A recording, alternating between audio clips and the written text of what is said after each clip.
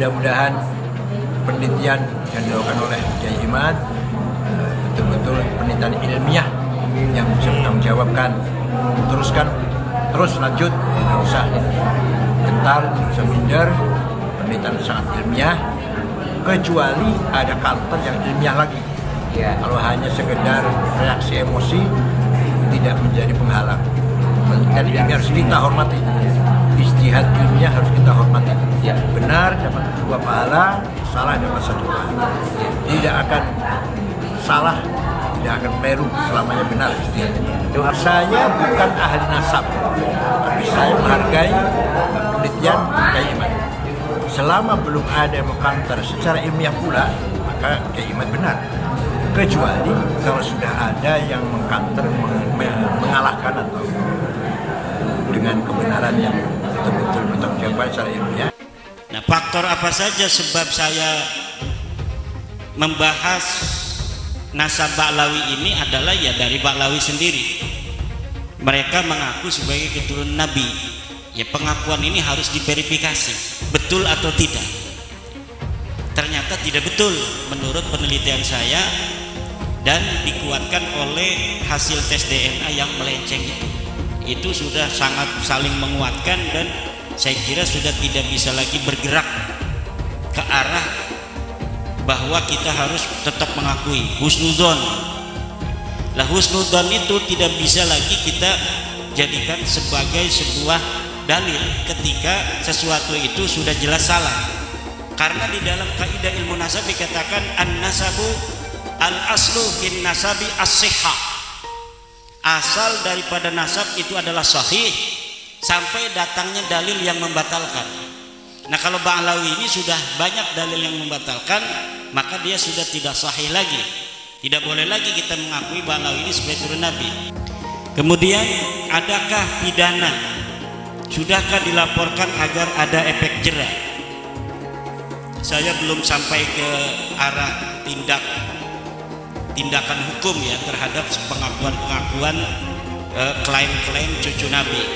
Tetapi apabila masyarakat itu menghendaki itu, masyarakat bisa untuk mencoba melaporkan kepada pihak-pihak berwajib apakah nanti ada pasal-pasal yang bisa untuk dijadikan pegangan oleh pihak kepolisian untuk menjerat orang-orang yang mengaku sebagai turun Nabi yang sudah tidak terkonfirmasi oleh kitab nasab, oleh kitab sejarah dan tes DNA itu. Sekali lagi, dalam acara resmi organisasi PCNU Solo Raya sudah sepakat untuk tidak mengundang Habib, dan ini ternyata sudah diikuti oleh cabang-cabang yang lain. Karena apa? Kita lihat bagaimana penghinaan-penghinaan terhadap kiai-kiai sepuh kita, para muassis Nahdlatul Ulama, Mbah Hasyim Asy'ari, Kiai Ma'ruf Amin selaku wakil presiden dikatain seperti babi. Menteri agama dibilangin seperti iblis dan lain sebagainya. Kalau ini dibiarkan 5 tahun 10 tahun yang akan datang, NU tidak akan ada harga dirinya, tidak mempunyai kewibawaan sama sekali. Oleh karena itu, pengurus yang baru saja dilatih tugasnya adalah menjaga marwah dan kehormatan Nahdlatul Ulama. Kacau balau, ada artis dangdut tiba-tiba jadi ahli nasab, ngumumin jadi mufti pembatal nasab Ba'lawi. Kapan ngajinya? Ada mantan menteri ikut-ikutan bicara Ba'lawi, ada gak? Ngerti juga enggak? Ngerti enggak? Belajar nasab enggak? Ada lagi betina partai, masih ada anggota DPR RI bicara soal Ba'lawi. Saudara, habis Ba'lawi dikaki maki. Saudara, anu nggak ngerti agama jangan bicara agama. Betul, betul. Ada lagi yang lucu, pakar ikan nila ngaku sebagai pakar DNA. DNA ikan cupang. Udah kacau, udah. Banyak orang di Indonesia ini yang mengaku bahwa dia Habib dan keturunan Rasulullah. Padahal di negara-negara Arab nggak ada yang seperti itu, nggak ada yang mengaku bahwa dia keturunan Rasulullah dan nggak ada yang mengaku bahwa dia Habib, karena nggak ada yang tahu bahwa dia keturunan Rasulullah atau enggak. Ya kita semua berharap bahwa kita dari umat Muhammad, keturunan Rasul, kita semua berharap itu, tapi kita nggak tahu hal seperti itu. Nah, jadi di Indonesia ini yang mengaku bahwa dia Habib dan mengaku bahwa dia keturunan Rasulullah dihormati banget, dicium tangannya, diminum bekas mulutnya, diminta doanya dan menjadikannya seperti wali. Gimana melakukan hal seperti itu? Dan kalau dia dikuburkan, kalau sudah meninggal dan dikuburkan, didatangi kuburannya, dihiasi kuburannya, ditaruh uang-uang di tempat kuburannya itu, diminta doanya seperti kalau dia wali beneran, dan apa semua itu? Apa semua itu? Coba kalian pikirkan. Mengaku-ngaku keluarga Nabi Muhammad, padahal ini bukan keluarga Nabi. Satu, pukul ini dengan pukulan yang menyakitkan. Dipukul dengan pukulan menyakitkan. Jadi ulun kada nyuruh ngeroyok, bukan. Maksudnya ini kira imam, ada hakim yang menangkap. Tangkap, dipukul, dicambuk kata saraya. Pokoknya dipukul dengan pukulan yang menyakiti, yang menjarai. Satu. Yang kedua, yushharu. Ini bukan ujar ulun, ujar Imam Malik. Itu dipukul dengan pukulan yang keras yang membuatnya jerah. Yang kedua, yushharu, umumkan lawan orang lain, tunjukkan nih nah orang yang mengaku Habib, ini nah orang yang mengaku keluarga Nabi padahal bukan. Untuk menjadi pelajaran bagi yang lain, jangan coba-coba mengaku-ngaku keluarga Nabi kalau bukan keluarga Nabi Muhammad. Ini bukan ujar ulun, ujar Imam Malik. Dan yang ketiga, wa yuhbasu tawilan, dan penjaranya dalam waktu yang lama, kurung. Jadi menurut penelitian secara filologi, orang Yaman ini bukan orang Arab, tapi orang Kaukasus. Berarti mustahil sebagai keturunan Nabi Sallallahu Alaihi Wasallam.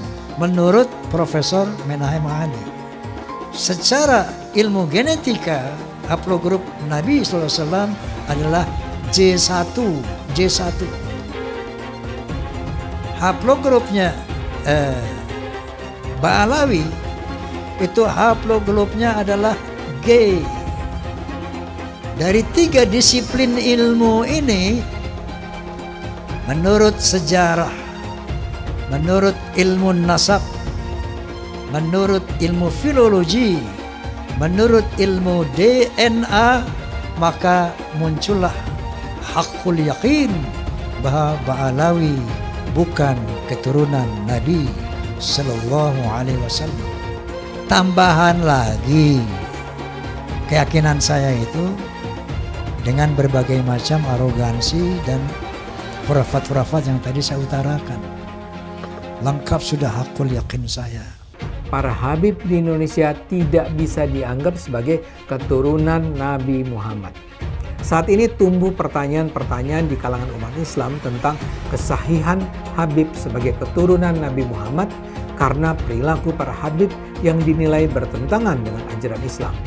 Secara genetis, mustahil para Habib di Indonesia itu keturunan Nabi Muhammad. Hasil studi Imaduddin dengan segera membangkitkan keterkejutan di dunia Islam di Indonesia. Manuskrip pada abad ke-9 yang ditulis oleh tokoh Ba'alawi Ali bin Abu Bakar As-Sakran merupakan hasil rekayasa. Ubaidillah dan Alawi bukanlah keturunan Nabi Muhammad.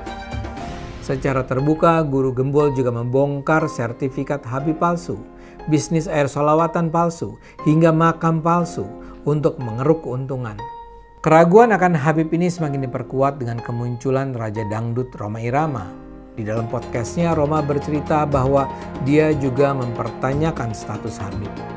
Dia membantah anggapan bahwa Wali Songo, Pangeran Diponegoro, atau penggagas bendera merah putih adalah Habib, seperti yang selama ini sering diutarakan. Karena itulah, Rhoma percaya bahwa Habib di Indonesia adalah memang bukan keturunan Nabi Muhammad karena kelakuannya yang tidak terpuji. Rhoma bahkan meminta para Habib berani melakukan tes DNA untuk membuktikan mereka memang keturunan Nabi Muhammad. Apa yang disampaikan Kiai Haji Imaduddin, Guru Gembul, dan Rhoma Irama tampaknya sukses membongkar mitos tentang keutamaan posisi Habib di Indonesia. Buat saya, apa yang terjadi ini adalah berkah bagi Indonesia. Sudah saatnya masyarakat Indonesia tidak lagi percaya pada mitos-mitos tentang Habib sebagai keturunan Nabi yang suci. Selamat tinggal mitos, Selamat datang akal sehat. Sesuai dengan kajian ilmiah bahwa Anda tidak terbukti sebagai cucu Nabi, itu saja. La taqfu ma laysa laka bihi ilm. Jangan kau ikuti sesuatu yang tidak ada dalil. Kalau mau membela nasab Ba'alawi itu sahih, mana dalilnya? Ayo kita berdiskusi. Ayo kita bicarakan mana dalilnya. Kita sudah mengetahui dari para orang-orang yang membela tidak ada dalil. Tapi sekali lagi, apapun yang terjadi, ini penting untuk digarisbawahi. Apa yang kami lakukan itu adalah hanya sekedar kami ingin katakan bahwa pengakuan Anda sebagai cucu Nabi tidak terbukti. Anda bukan cucu Nabi. Imigran Yaman, ayo kita deportasi mereka dan lain sebagainya. Kenapa muncul sentimen-sentimen yang seperti itu? Pihak orang-orang dari kalangan habaib gagal untuk menunjukkan bahwa kami itu baik, rahmatan lil alamin, gagal untuk menyampaikan itu ke publik. Karena yang ditampilkan itu apa? Kekerasan atas nama habaib, bahwa kami itu boleh melakukan persekusi. Bahkan Pak Habib Bahar bin Smith di pengadilan, ketika beliau sedang diadili, kemudian ada saksi dan kemudian beliau mengatakan, kamu tahu nggak siapa saya? Saya adalah keturunan Nabi. Kalau kakek saya begini, kamu tahu kakek saya seperti ini, kenapa kamu memberatkan? Kamu membuat kesaksian yang memberatkan pada saya. Itu kan sebenarnya menyakiti kaum muslimin. Karena ada orang yang melakukan kekerasan atas nama Nabi, diadili tapi minta privilege. Siapa yang melakukan itu? Golongan habaib. Saya Irma Suryani, fraksi Partai Nasdem, Komisi 9 DPR RI. Pemirsa, terus terang, kali ini saya akan memperbincangkan terkait dengan pengalihan atau klaim-klaim yang dilakukan oleh oknum-oknum yang menyesatkan sejarah kebangsaan Republik Indonesia dengan mengakui seluruh pahlawan-pahlawan bangsa yang berjuang merebut kemerdekaan sebagai bagian dari kelompok mereka. Saya sebut saja kelompok Ba'alawi. Terus terang, bagi saya, jika ada oknum-oknum yang mengaku-ngaku sebagai cucu Nabi, silahkan saja, sepanjang tidak menyesatkan umat, apalagi kemudian menyesatkan sejarah perjuangan kemerdekaan bangsa Indonesia.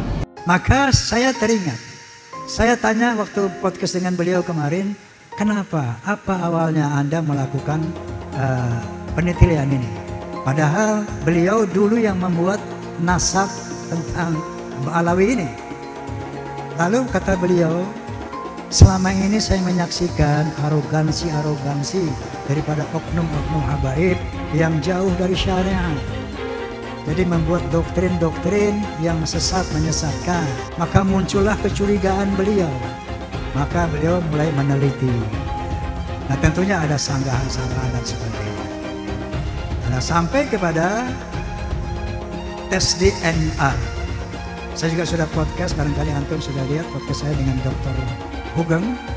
Ya, beliau menyatakan bahwa menurut tes DNA bahwa yang namanya Ba'alawi mustahil sebagai keturunan.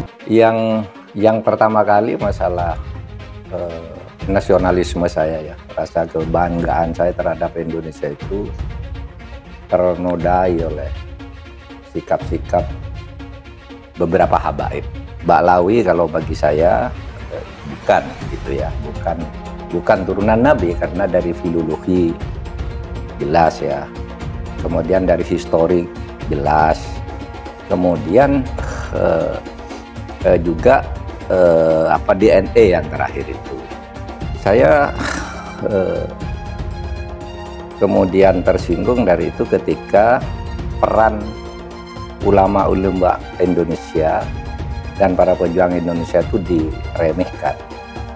Misalnya cerita bahwa proklamasi kemerdekaan Mei 17 Agustus itu karena bisikan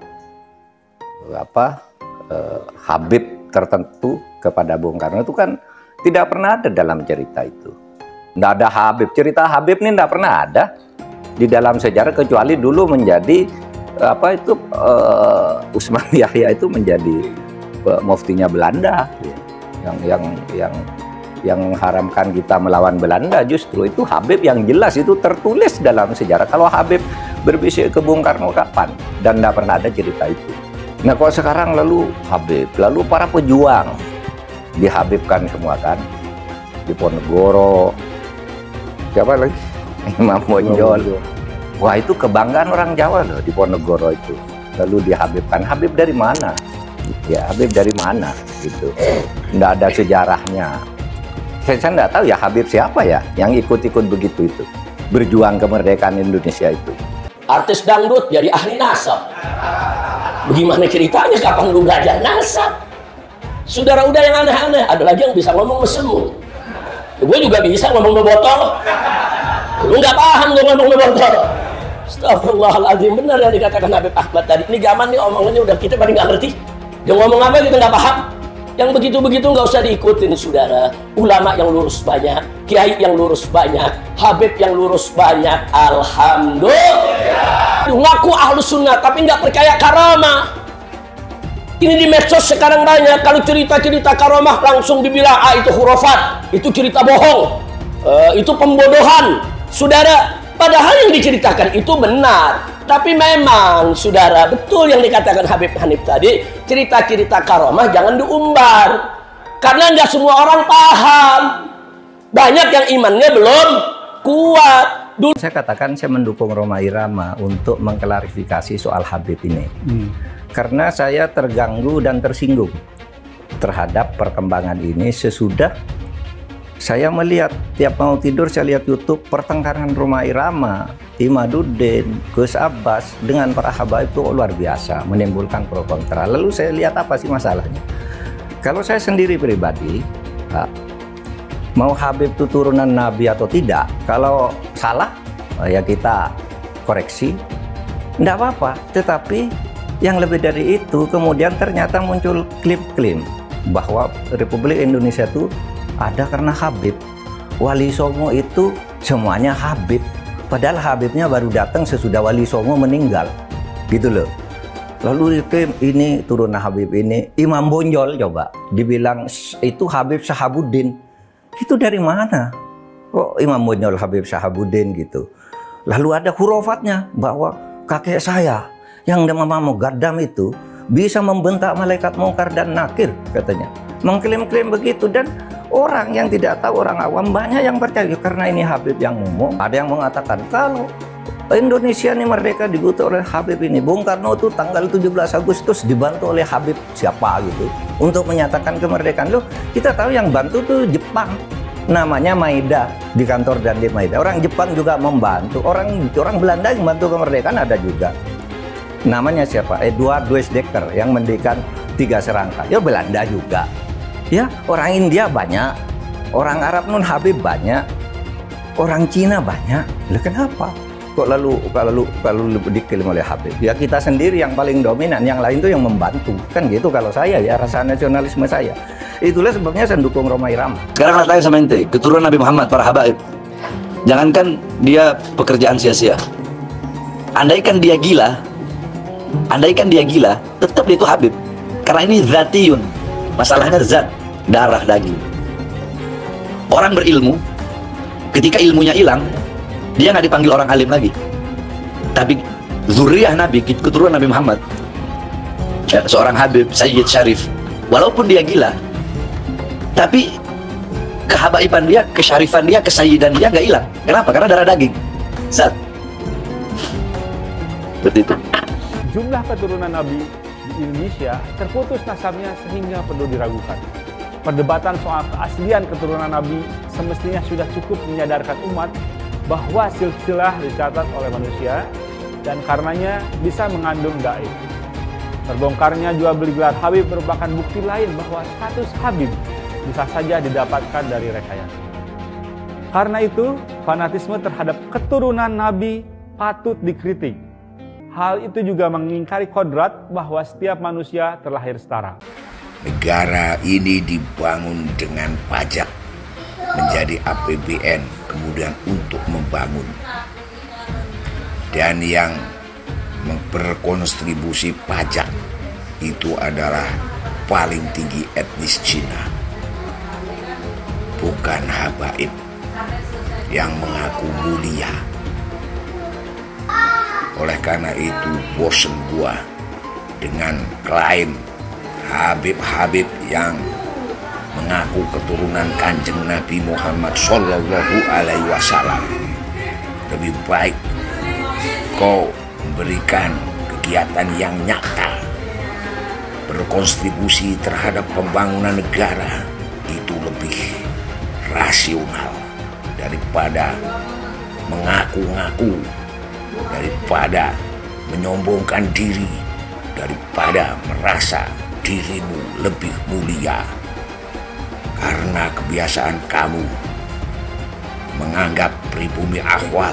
Jangan lupa, umat Islam di jagat raya salatnya tidak akan diterima oleh Allah Subhanahu wa Ta'ala kalau tidak mau mendoakan Habib. Umat Islam mulai gaya, mulai mengkoreksi Habibnya, mulai mengkoreksi ulama-ulama dari anak cucu Nabi Muhammad SAW.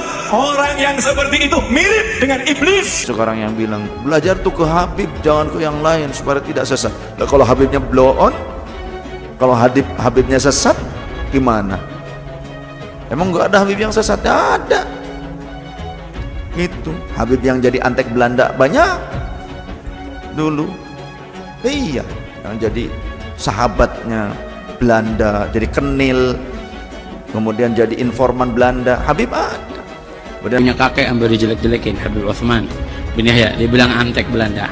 Zaman dulu itu Belanda luar biasa loh. Habib Utsman punya langkah. Beliau memang dalam kitabnya Manhajul Istiqamah ada membahas untuk tidak ada pemberontakan. Kalau Habib Utsman bin Yahya antek, udah ngaku aja antek, selesai, beres. Jangan pakai kelat-kelit sana sini. Al ulama warasatul anbiya. Pewaris para nabi itu ulama, bukan Habib. Iya, memang benar. Habib cucunya Nabi. Satu Habib, walaupun Habibnya jahlun, maksudnya bodoh kata Iwan, itu ukurannya perbandingannya amat 70 kiai yang alim. Kami adalah majikan kalian, kami adalah pemilik bangsa, kami adalah pemilik kedaulatan Indonesia. Kita orang Indonesia, panjenengan semua punya hak untuk hidup nyaman, merdeka. Jangan mau diperbudak. Apalagi kalau ada orang yang akhlaknya buruk kemudian meminta Anda semua bangsa Indonesia menjadi tameng hidup mereka. Jangan mau dengan doktrin di darah kami mengalir darah Rasul SAW. Di dalam tubuh kami mengalir darah Rasulullah. Di dalam tubuh kami mengalir darah Rasulullah. Kami ini cucu Rasul, maka siap kalian bela habaib, bela kami. Siap kalian angkat senjata untuk habaib. Yang dibelanya mafia, yang dibelanya begundal. Siap korbankan nyawa demi habaib. Siap korbankan darah demi habaib. Siap korbankan nyawa demi habaib. Allahu Akbar. Ternyata banyak sekali ulama-ulama gadungan di Indonesia atau ulama palsu yang meraup keuntungan yang sangat besar dengan berjualan agama itu, dengan ceramah di mana-mana dan sebagainya. Ternyata Pak Habib Bahar tidak bisa membaca Arab gundul. Jadi pas diminta membaca, gagap sekali gitu, panik gitu. Oh, ayo, gimana ya? Cuman yang agak uniknya itu adalah selain sangat belepotan, sangat gelagapan, ternyata membacanya juga dari kiri ke kanan. MUI, di mana MUI? Percayalah, MUI itu hanya, ya sampai sejauh yang kita ketahui ya, kita belum mengenal ada MUI itu yang misalkan melawan ulama yang menyesatkan atau apa kayak gitu, ya dibiarkan aja, biasa-biasa aja gitu. Kecuali yang kecil-kecil. Kalau yang kecil-kecil ya mereka beranilah bertindak. Tapi kalau misalkan yang sudah punya masa besar dan sebagainya, ya mereka diam aja. Yani fi dhanbih min al-mu'minin yakhruj kayawmi lailati awwali fi dhanbih min al-mu'minin yakhruj. Ummuhu waladtuhu kayawmi lailati fi dhanbi min al-mu'min yakhruj. Coba kita perhatikan, simak kitab Durratun Nasihin yang dibaca oleh Habib Bahar. Beliau membaca dengan bacaan fi dhanbih minal mu'minina yakhruj. Berarti dia membacanya ini ke sini, ke arah kanan. Gak tahu dia belajar dari mana, cuma cara membacanya itu kebalik dari sini ke sini gitu ya. Yani fi dhanbih minal mu'minin yakhruj. Fi dhanbih minal mu'minin yakhruj. Habib Bahar ini kenapa kemudian ditertawakan oleh banyak teman-teman saya? Awalnya saya pikir itu biasa aja gitu ya. Kalau seorang Habib Bahar baca kitab kuning. Nah, Habib Bahar membaca kitab kuning, kitab bahasa Arab dari kiri ke kanan. Jadi penasaran kalau Habib Bahar baca Al-Quran itu gimana? Apakah dari kiri ke kanan juga? Fidam di minal mu'min yakhruj ini emang emang secara susunan kata itu nggak memungkinkan gitu. Tuhan menakdirkan dia untuk dibuka aibnya di depan Refli Harun dan disaksikan oleh semua orang, dan kita akhirnya tahu bahwa Bahar nggak bisa baca kitab. Kalau dari sini gitu ya, setelah ini masih ada orang ngikutin Habib Bahar, saya bingung itu karena apa. Dari sisi keilmuan dia nggak ada, dari sisi nasab sudah dipertanyakan dan kemudian diragukan karena nasabnya terputus, nasab Ba'alawi. Dari sisi pengetahuan keilmuan juga jelas diragukan karena nggak bisa baca kitab. Jadi kalian mau ngikut soal apanya? Hai teman-teman, tahun ini adalah tahun yang bagus untuk trading di market kripto, terutama Bitcoin dan kripto lainnya. Teman-teman bisa gunakan kesempatan ini untuk mencari cuan dengan trading di market kripto. Untuk trading, teman-teman cukup registrasi dengan menggunakan link di kolom deskripsi, lalu deposit, tentukan apa yang ingin kalian tradingkan, lalu tekan tombol buy. Sesimpel itu. Jika ada pertanyaan, teman-teman bisa hubungi WhatsApp di kolom deskripsi. Saya juga mau mengajak teman-teman untuk bergabung di komunitas trading yang ada di kolom deskripsi. Di sana saya akan memberikan sinyal trading yang bisa teman-teman ikuti.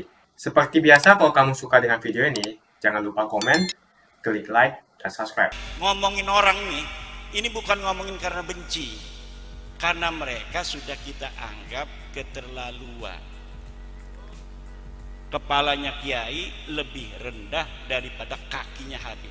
Mereka ngomongnya di YouTube, bos. Kenapa saya berani ngomong di YouTube sekarang? Karena mereka ngomong menghina kitanya di YouTube. Dan saya sadar sekarang ini saya lagi di YouTube, makanya saya berani. Kenapa? Mau ngebalikin aja. Kalau mereka protes, kita protes lagi. Mereka ngomong Kiai Tae itu di YouTube, bos. Kiai Tae itu kalau yang berani ngawinin Habibah, emangnya siapa yang mau ngawinin Habibah? Enggak ada. Sekarang kita, anak cucu kita yang perempuan yang cantik-cantik, jangan mau dikawinin oleh Balawi. Jangan mau. Kasihan nanti keturunan kita. Dan kalau mereka menghentikan penghinaan kepada warga Nusantara, ya kita menghentikan juga. Yang penting satu, nasab ente sudah putus. Jangan ngaku-ngaku turunan Nabi lagi. Kita sudah yakin, seyakin-yakinnya berdasarkan tes DNA dan sedon-donnya berdasarkan studi manuskrip, studi pustaka, baik pustaka kitab nasab maupun pustaka kitab sejarah, bahwa ente nasabnya putus. Kalau misalnya ada orang kita yang masih percaya sama nasab ente, ya silakan saja masing-masing. Tetapi kalau kita sudah kagak percaya, dan jangan sampai ada kata-kata yang tidak percaya dengan nasab kita nih, para Ba'lawi tidak akan dapat syafaat Nabi. Nabi yang mana? Nabi itu kakeknya siapa? Kakek aneh apa kakek ente? Kan mereka ngomong begitu tuh dulu ngomong begitu, kakek aneh apa kakek ente? Yang diomongin itu di sidang saudara saya itu kiai dari Jawa Barat, turunan Nabi dari Sunan Gunung Jati. Dia ngomong begitu, makanya saya selalu ngomong itu, karena yang jadi saksi itu saudara saya. Dulu mereka ngomong begini, ada saudara saya di Cirebon mau kawin sama Kabibah, itu sama Rabi Talawiyah. Mana katanya manuskripnya yang menyebutkan bahwa benar ini keturunan Nabi dari Sunan Gunung Jati? Coba Sunan Gunung Jati punya anak Paserian ini, mana manuskripnya? 3 harus manuskrip sejaman. Digituin. Paserian punya anak ini, mana manuskrip sejamannya? Ini punya anak ini, sampai itu dianya ini ditanyain manuskripnya di Rabi Talawiyah. Sekarang saya minta jangan 3-1 aja manuskrip sejaman yang mengatakan Ahmad bin Isa punya anak Ubed, tidak bisa jawab. Dibalas oleh Allah Subhanahu wa taala. Dia mengatakan Wali Songo itu sudah 500 tahun yang lalu. Sekarang kalau ada orang yang ngaku keturunan Nabi dari Wali Songo, itu palsu. Kenapa? Karena sudah 500 tahun putus. Ternyata kita teliti 500 tahun juga dia. Bahkan lebih 50 tahun, 550 tahun. Jadi apa yang mereka katakan selalu dibales dan dibalikan oleh Allah Subhanahu wa Ta'ala. Ini saya juga aneh ini. Coba bapak-bapak, kalau bapak-bapak sudah merdeka hatinya ya, merdeka serak saja. Itu luar biasa. Allahumma sholli ala sayyidina Muhammad. Tapi kalau yang belum merdeka ini punya ngedengerin saya. Pengennya nonjok aja. Tapi insya Allah kita karena tujuannya baik, kita bukan benci sama mereka loh. Kita benci kepada apa yang telah mereka ucapkan di YouTube itu. Kita benci pengakuan mereka yang sudah terbukti palsu, kemudian mereka tidak mau menerima. Itu saja. Seumama kalau memang hakikatnya benar ataupun salah, kalau salah kan kita sudah sesuai. Cuman kalau hakikatnya benar, itu nanti bagaimana? Iya, orang-orang yang mengakui itu, yang karena mereka mengakui Ba'lawi sebagai turunan Nabi, kemudian mereka menghina orang itu, kan berarti mereka itu membantu Ba'lawi berbuat maksiat. Buatan. Iya, ini apa hukum balik bebaliknya? Maksudnya orang dari yang hari ini ketika nanti dipertanggungjawaban oleh Allah, ngoten lho. Iya, pertanggungjawaban Allah kepada Allah. Orang yang sekarang mengakui Ba'lawi yang sudah terbukti secara ilmiah, secara DNA, secara pustaka, secara sejarah, sudah putus, mustahil menurut DNA dia keturunan Nabi, sekarang masih mengakui. Apa pertanggungan jawab mereka nanti kalau di hadapan Allah mereka disebut memasukkan keturunan Nabi yang bukan turunan Nabi sebagai keturunan Nabi? Itu karena apa? Karena dalil mereka tidak ada. Yang ada dalilnya yang membatalkan nasab Ba'lawi. Yang Muhyiddin nggak punya dalil. Sampai sekarang Muhyiddin siapa yang bisa bawa dalil bahwa Ba'lawi turun Nabi? Datang ke saya. Nggak ada. Mustahil mereka turunan Nabi. Yang tahu hanya kita dan Allah Subhanahu. Kalau orang cuma nebak-nebak, orang yang bergaya atau di branding wali akhirnya jadi wali. Kiai Riyad kita bikin aja YouTube 5 bahwa karomahnya dia bisa terbang dari pohon ke pohon gitu.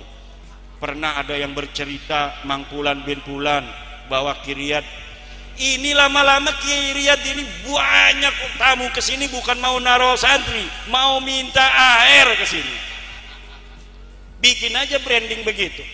Sekarang wali-wali di YouTube itu banyaknya branding. Orang kita bisanya kayak Gus Samsudin doang tuh bikin brandingnya begitu. Bikin setting-settingannya gampang ketahuan. Orang-orang lain bisa bikin setting menjual-jual keluarganya. Kita ini nggak bisa. Orang sekelas yang sudah ngaji tamat Fathul Mu'in aja nggak bisa kita jual. Kadang-kadang mau muncul aja kita nggak ikut-ikut menyebarkan. Mereka itu orang yang mempunyai persatuan keluarga. Sedikit aja ada potensi dikembangin, di branding. Makanya bagaimana cara membatalkan kewalian mereka? Nggak usah dibatalin, orang tadinya juga nggak sahih kok. Udah batal sendiri, orang nggak pernah sahih kok, gimana cara ngebatalinnya? Habib-habib ini sering sekali menggelar aksi unjuk rasa yang dinamakan sebagai aksi bela rakyat. Rakyat yang mana yang kamu bela? Lagian tujuan dari demo itu untuk mendesak Presiden Jokowi untuk turun dari jabatannya. Yang jelas dalam video tersebut, Hanif Alatas meneriakkan bahwa dia adalah majikan. Warga yang pribumi dikatakan sebagai budak oleh Habib dari Yaman. Cek dulu dong apakah kamu memang Habib asli. Para pengikut dan umatnya lebih parah lagi, mau saja dijadikan budak oleh Hanif Alatas. Pribumi harus bangkit, jangan mau lagi diinjak-injak oleh Arab Yaman yang ngaku-ngaku sebagai Habib. Saya mengajak para pribumi untuk bangkit, memiliki jiwa nasionalisme, rasa persatuan, dan kesatuan yang tinggi. Jangan mau lagi dikibuli oleh orang-orang seperti Bahar Smith dan Rizik Syihab yang ngaku-ngaku sebagai Habib. Kebangkitan pribumi ini merupakan langkah untuk mengajak rakyat Indonesia memiliki kesadaran agar mampu memperjuangkan Indonesia untuk tidak menjadi budak bangsa lain, terutama Arab Yaman. Orang-orang seperti Bahar dan Rizik Syihab, mereka ngaku-ngaku sebagai Habib. Bisa saja mereka Habib palsu, karena tidak ada pembuktian cek keturunan bahwa betul mereka adalah keturunan Nabi. Jangan terus mengibuli masyarakat dengan menjual nazab. Jual nazab untuk mengumpulkan pundi-pundi rupiah dan kaya raya dengan mengibuli masyarakat. Lihat si Bahar dan si Rizik, dari miskin jadi kaya. Bahar Smith yang dulunya tidak punya mobil sekarang mempunyai banyak koleksi mobil-mobil mewah. Kalau mobilnya dijual semua, mungkin mencapai hingga puluhan miliar. Yang menjadi pertanyaan, apakah dia membayar pajak? Lalu dari mana penghasilan miliarannya itu? Dengan ceramah dan menjual ayat, si Bahar Smith bisa membeli mobil mewah yang harganya miliaran. Coba cek pajaknya. Apakah dia membayar pajak? Tidak pantas seorang mengaku cucu Nabi, tapi kelakuannya tidak ada kesopanan sama sekali. Ada juga murid dari Bahar Smith yang mengatakan satu Habib bodoh sama dengan 70 kiai alim. Mau sampai kapan bangsa Indonesia mampu dia menahan diri dan membiarkan bangsanya sendiri dihasut, diadu domba, diperdaya dan diperalat, bahkan diperbudak oleh manusia-manusia keturunan Yaman yang notabene pendatang dan belum jelas juga Habib asli atau bukan.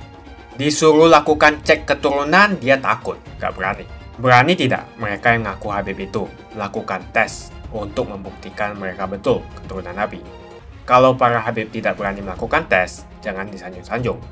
Apalagi ajaran yang disampaikan penuh dengan ujaran kebencian, seperti Bahar Smith, Rizik Syihab, dan penceramah-penceramah lainnya.